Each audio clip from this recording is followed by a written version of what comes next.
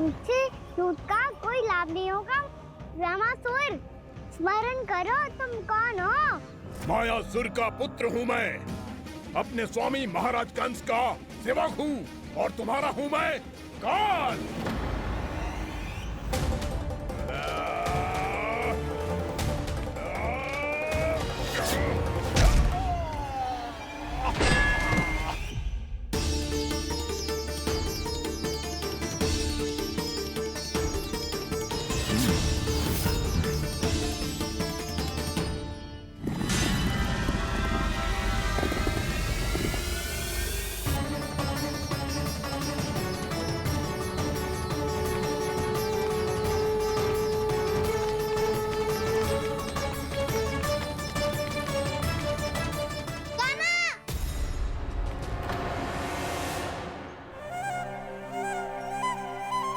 बाबा कहते हैं दुष्टों को पहले बातों से समझाना चाहिए, फिर भी ना माने तो अस्त्र ना उठाना दृढ़ता होती है।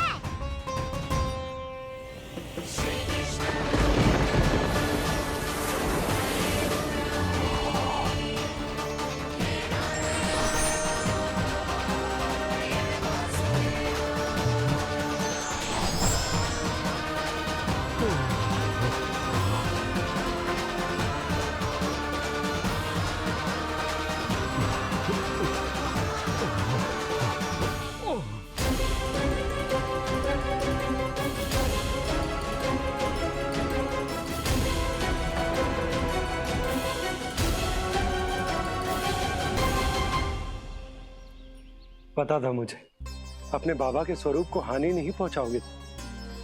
सही कही तुमने। पिता की छवि ही पिता के समान भी आनंदीय होती है। ब्रह्मासुर, ब्रह्मासुर। ये मैं अपने वास्तविक रूप में कैसे आ गया?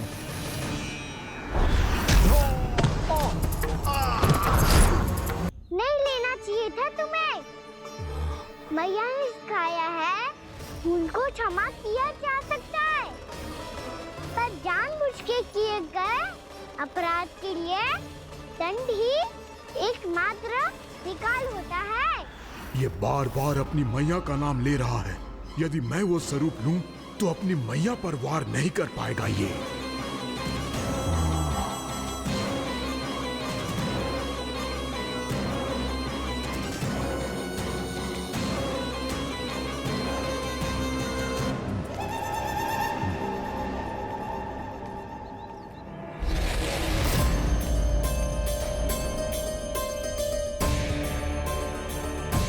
लल्ला,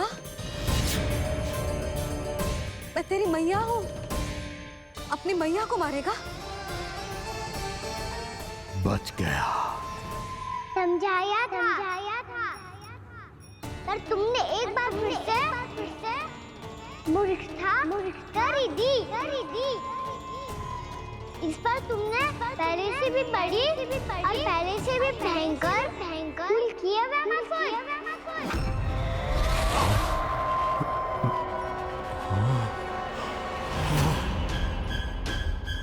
ये क्या हो रहा है मुझे? बार बार मेरा रूप क्यों बदल रहा है? ममता को समझे बिना अधिक समय तक मैया का स्वरूप हरण करके नहीं रख पाओगे ब्रह्मासुर।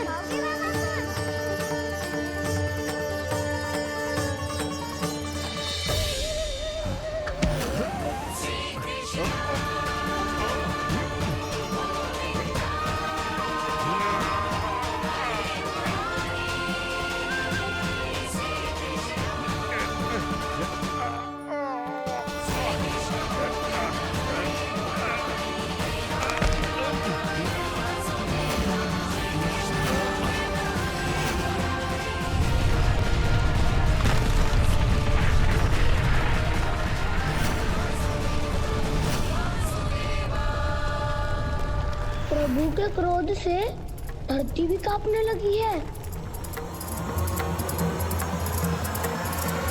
पुत्र को मारने के उद्देश्य से एक मां का रूप लिया तुमने। ये ममता का और मेरी मैया का घोर अपमान है रामासुर।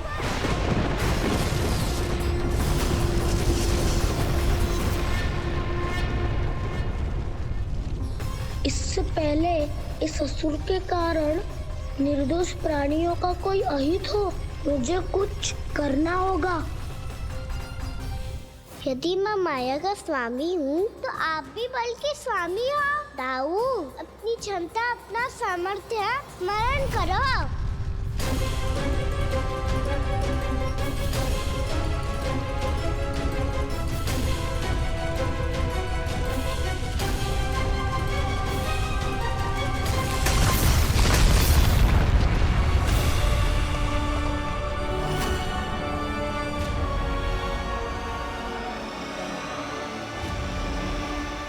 अद्भुत बलदाऊ, अद्भुत।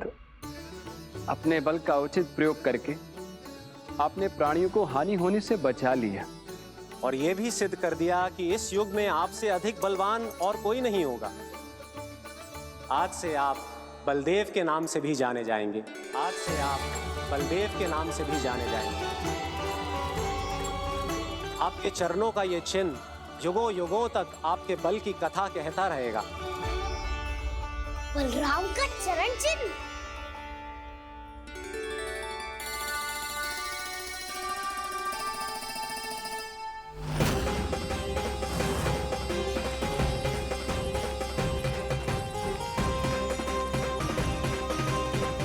मेरी माया से आज तक कोई नहीं बच पाया है। एक बार मुझे छोड़कर देखो, फिर पता चलेगा कि मैं हूँ कौन। पहले ये तो देख लो कि मैं कौन हूँ।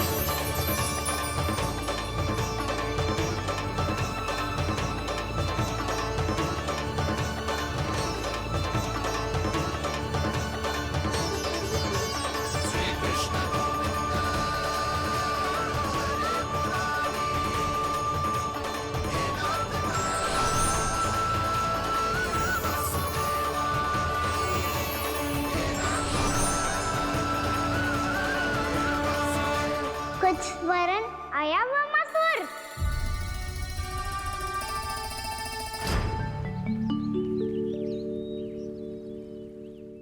बहुत समय पहले की बात है। बहुत बड़े भूमाकर राज करते थे तुम्हें महान राजा भीमम के नाम से जाना जाता था। सब कुछ था तुम्हारे पास, पर शांति नहीं थी। इसीलिए शांति की खोज में अपना संपूर्ण राज अपने पुत्रों को सौंप कर मलय पर्वत की ओर चल दिए। अनेक वर्षों की तपस्या के बाद तुम्हारे तप की कीर्ति चारों ओर फैलने लगी और फिर सच्चे तपस्वी की धूप में तुम्हारी ख्याति से प्रभावित होकर महर्षि उलट तुमसे भेंट करने आए। राजा भीमरथ, आपने ईश्वर की प्राप्ति के लिए सब कुछ छोड़ दिया, पर अपना अभिमान नहीं छोड़ पाए। इसीलिए मेरे आगमन पर सम्मान के साथ खड़ा होना तो दूर, मेरा अभिवादन भी नहीं किया। अभिमान तपस्वी का गुण नहीं होता है राजन, अभिमान राक्षसी गुण है। इसलिए मैं आपको श्राप देता हूँ कि आप अगले जन्म में एक राक्षस के रूप में जन्म लेंगे, एक राक्षस के रूप में जन्म लेंगे। मुझे क्षमा कर दीजिए महर्षि, मैंने जानबूझकर आपका अपमान नहीं किया है। मैं तो यहाँ पर शांति की खोज में आया था। अपने भीतर के संसार में गहरे सोच विचार में डूबा हुआ था मैं। मुझे क्षमा कर दीजिए महर्षि, मुझे क्षमा कर दीजिए। अपनी भूल का आभास प्रायश्चित की ओर पहला पग होता है। मैं अपना श्राप तो वापस नहीं ले सकता, परंतु आपको एक वचन अवश्य दे सकता हूं। जब भी प्रभु नारायण का अवतार होगा, आपको उचित समय पे वो वरदान देंगे जिसकी आप लंबे समय से प्रतीक्षा कर रहे हैं।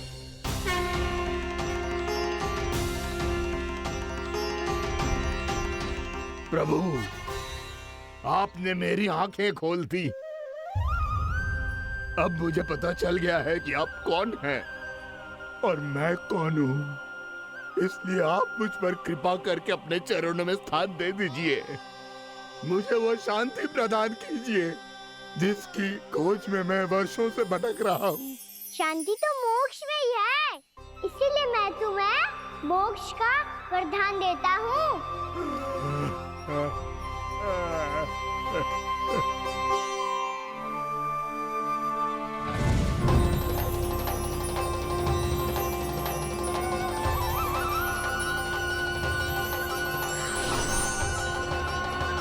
प्रभु की ये लीला सदैव स्मरण रखी जाएगी।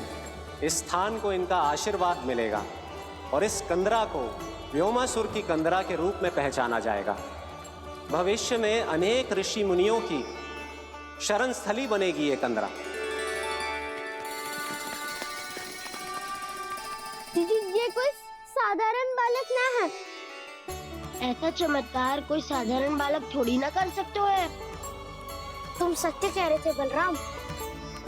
कान्हा सच्ची में भगवान ही है, तभी तो सब देवता इसे बसाने और इसकी ओर से युद्ध करने आते हैं। तुम सब ऐसे आंखें फाड़ के क्यों देख रहे हो मुझे?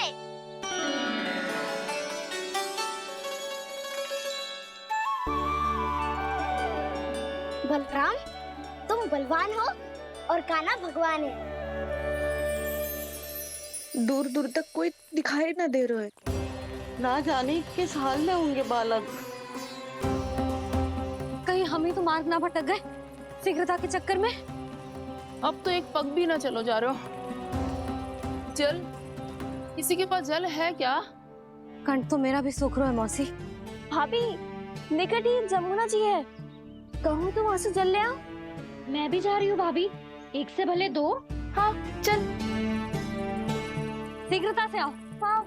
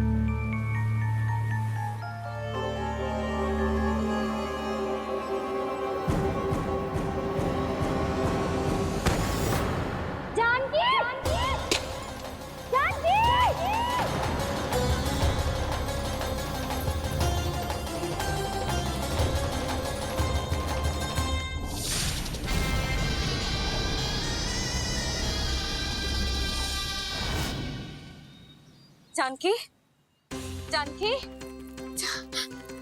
क्या होगा इसे? देखो ना जी, अब छलिया की सूचना मिलते ही हम सब बालकों को ढूंढने चली गई और ढूंढते ढूंढते सबको बहुत प्यास लगी आई जी। तो जानकी जमुना जी की नदी से जल लेने गई और उसने जमुना जी का पानी पिया और उसकी जेदशा हो गई। बालक कहाँ है? वो ठीक तो है ना? ऊपर ऊपर से सब ठीक है, पर भीतर से बहुत भयभीत है सब। जानकी तो बिल्कुल नीली पड़ गई है। लग तो है विष फैल गया है इसको पूरे तन में। मथुरा के सर्वश्रेष्ठ विदेह जी को बुलाए गए हैं उसके उपचार के लिए। जैसे ही इसने जल को मुंह से लगाया, ये गिर पड़ी। चटपटाने का अवसर भी ना मिलो। हाँ वैद्य जी, और निकटी मृत पशु भी पड़े हुए थे। हाँ, मैंने भी अस्थियां देखी थी। इसका तो यही अर्थ हो सकता है कि समस्या वहाँ के जल में ही हो। वैद्य जी, आप रोगी की नाड़ी पे ध्यान दो ना। जे गोपिया क्या कह रही है उसे सुनने की आवश्यकता ना है। जब तक विष के कारण का पता नहीं चल जाता, हम उपचार कैसे कर सकते हैं रानी जी? जी, वो निकट ही यमुना जी में एक विशेष क्षेत्र है। ये सब उसी के जल की बात कर रहे हैं। तब तो ऐसा भी हो सकता है कि किसी विषैले सर्प के काटने का प्रभाव हो। पर सर्प के काटने का चिन्ह ना है उसके तन पे। सर्प जब काटतो है तब उसके दांत के चिन्ह बन जाते हैं। मुझे पता है, बड़े बड़े सर्प को काटते हुए देखो है मैंने। एक दिन अब बस कर उज्जवल, ये बड़ी बड़ी हाँकने का समय ना है। पर यदि सर्प ने ना काटो है, फिर जानकी की ये दशा किसने की? अवश्य किसी राक्षस ने की होगी। नाना, कोई विषैला पशु भी तो हो सकता है। यह अवश्य किसी महाविषैले सर्प के विष से हुआ है। सर्प ने भले ना काटा हो, लेकिन यह अवश्य ही किसी महाविषैले सर्प के विष के कारण हुआ है। कालिया नाग। कालिया नाग?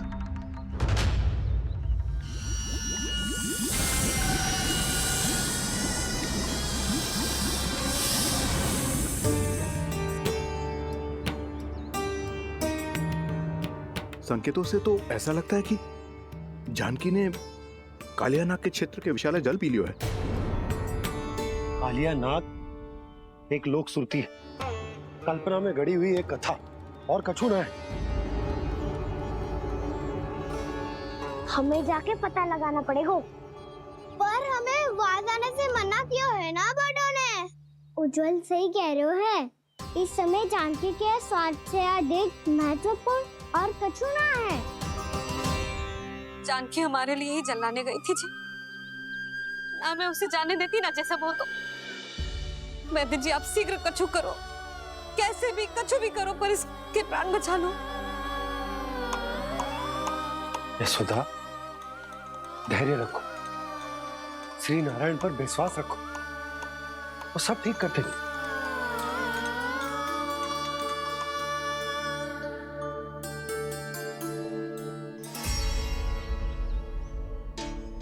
विष की काट की मेरे पास जितनी जड़ी बूटी थी, मैंने सब अर्क बना के पिला दी, पर इसकी दशा में अभी तक कोई सुधार नहीं दिख रहा है।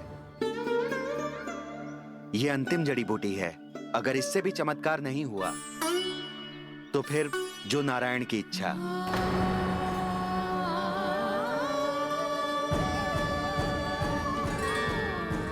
पर कोई तो उपाय होगा जानकी को बचाने का।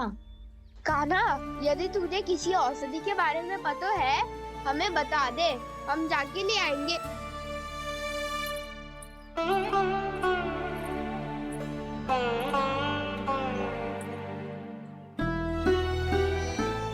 हे नारायण, हे प्रभु, मेरी जानकी के प्राण बचा ले प्रभु। या तो मैं अपने आप को कभी क्षमा न कर पाऊंगी। ये सारी मेरे ही कारण बनाई थी। उसकी रक्षा करो प्रभु, मेरी पुकार सुनो। कान्हा, तूने हमें बत्तासुर से बचाया था ना? और बकासुर से भी तो। और छलिया से भी तो तूने ही बचाया था ना हमें? क्या ऐसा कोई उपाय ना है जानकी को बचाने का? धन्वंतरी,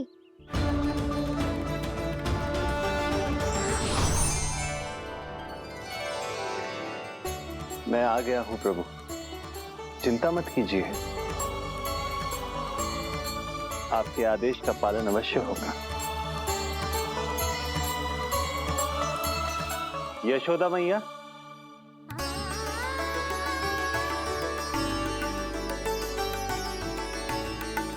मैया आपको कोई पुकार रहा है।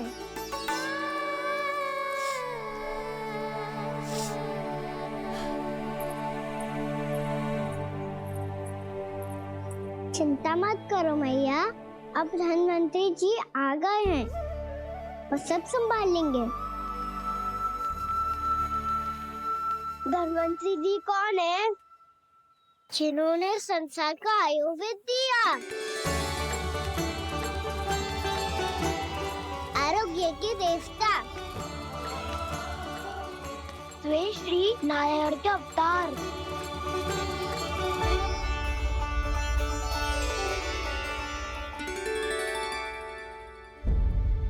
मुझे पता चला है कि आपको वेद की आवश्यकता है।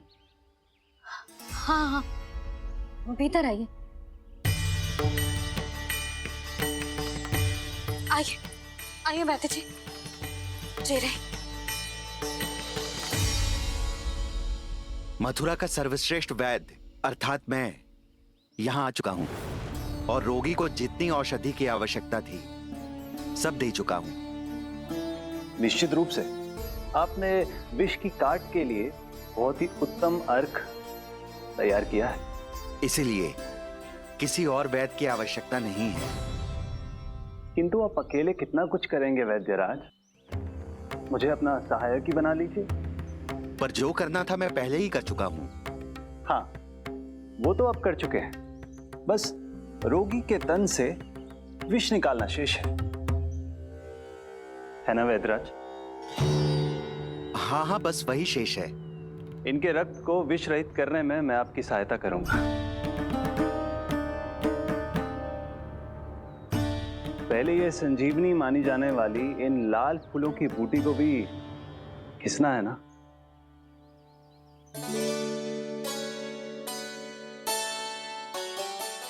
हाँ हाँ, तुम सही कह रहे हो। इसे अच्छे से घिसो।